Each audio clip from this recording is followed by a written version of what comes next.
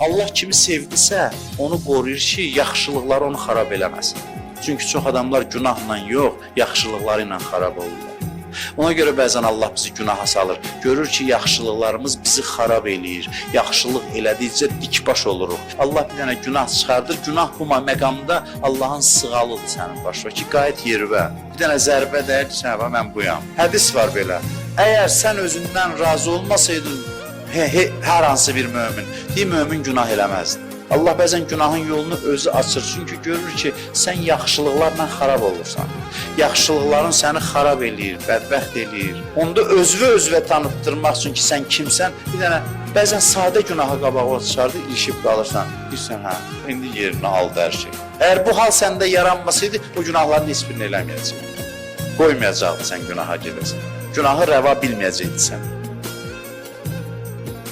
Allah kimi sevdisə,